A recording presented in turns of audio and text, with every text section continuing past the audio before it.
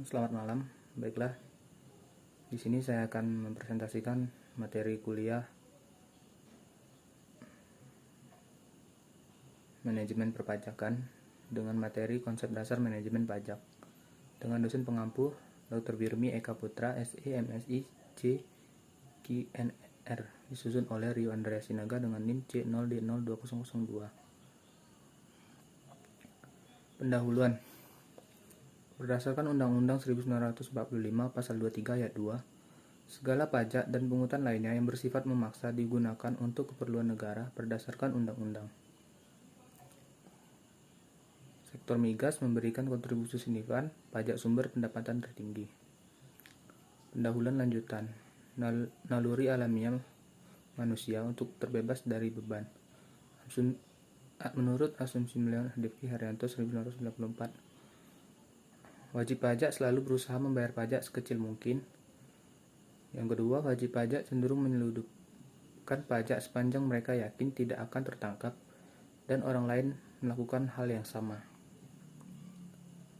Tax planning merupakan tahap awal dari tax management. Sebagai tax management, pasti tidak terlepas dari konsep manajemen umum, yaitu perencanaan atau planning, pengorganisasian atau organizing, pelaksanaan atau accounting, dan pengendalian atau controlling.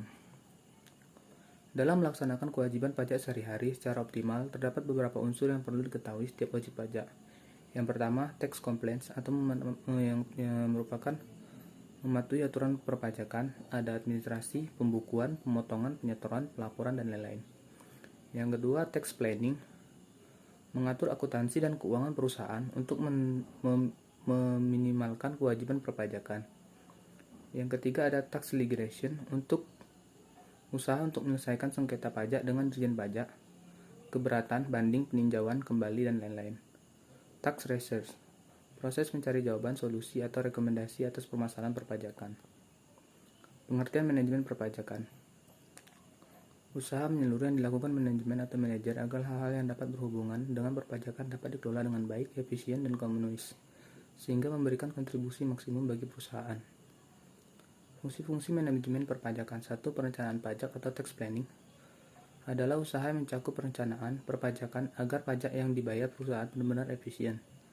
Ada 3 macam cara. Yang pertama, tax avoidance atau penghindaran pajak, menghindari pajak dengan cara legal sesuai peraturan perpajakan.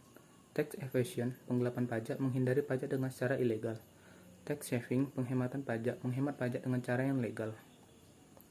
2. Administrasi pajak atau tax compliance, pembukuan, pemotongan, penyetoran, pelaporan, dan lain-lain. 3. Pemeriksaan pajak, tax audit, strategi dalam menangani pemeriksaan pajak maupun strategi dalam mengajukan surat keberatan atau banding. 4. Lain-lain atau others, mengomunikasikan ketentuan-ketentuan perpajakan kepada pihak lain dalam perusahaan. Motivasi perencanaan pajak. Yang pertama, tingkat kerumitan suatu peraturan. Semakin rumit peraturan perpajakan, semakin tinggi menghindari pajak karena biaya untuk mematuhi menjadi lebih tinggi. 2. Besarnya pajak yang dibayar. Makin besar jumlah pajak yang harus dibayar, semakin tinggi kecenderungan untuk memperkecil pajak. 3. Biaya untuk negosiasi. Makin tinggi uang sogokan, semakin kecil wajib pajak melakukan pelanggaran. Risiko deteksi. Makin rendah risiko deteksi, makin tinggi kecenderungan melanggar. Besarnya denda, makin tinggi sanksi, makin rendah kecenderungan untuk melanggar, begitu pula sebaliknya. Moral masyarakat. Manfaat perencanaan pajak, penghematan kas keluar karena beban pajak yang merupakan unsur biaya dapat dikurangi. 2. Mengatur cash flow karena dapat memperkirakan kebutuhan kas untuk pajak dan menentukan pembayaran sehingga perusahaan dapat menyusun anggaran kas secara lebih akurat.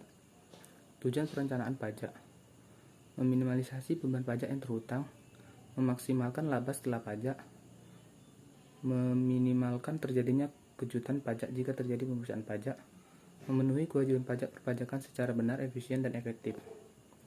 Persyaratan tax planning yang baik, tidak melanggar ketentuan perpajakan. Yang kedua, secara bisnis masuk akal. Yang ketiga, ada bukti pendukung. Badan usaha atau BUT, bisa kita lihat di sini ada pengakuan penghasilan badan usaha, penghasilan dari luar negeri juga menjadi objek pengenaan pajak. BUT hanya penghasilan dari dalam negeri saja yang menjadi objek pengenaan pajak. Besarnya tarif PPh. Badan usaha Batas peredaran usaha sampai dengan 4,8 miliar, 4,8 miliar sampai dengan 50 miliar, lebih dari 50 miliar. Tarif PPh 50% dikali 25%. Kalau yang 4,8 miliar sampai dengan 50 miliar dikenakan tarif PPh sebesar 50% dikali 25% fasilitas, 25% tidak dapat fasilitas. Penghasilan lebih dari 50 miliar dikenakan PPh 25%. Bentuk badan usaha JV atau PT, pengakuan biaya gaji bagi pemiliknya. Perlakuan ketentuan itu ada JV, ada PT. PT atau perseroan terbuka PT yang telah melakukan penawaran umum saham dan tercatat di Bursa Efek Indonesia. Pertimbangan PPh, PT 25%, PT TBK 20%.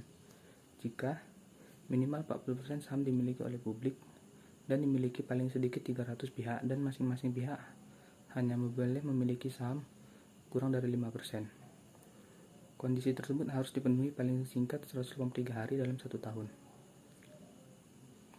Kita bisa melihat contoh di sini.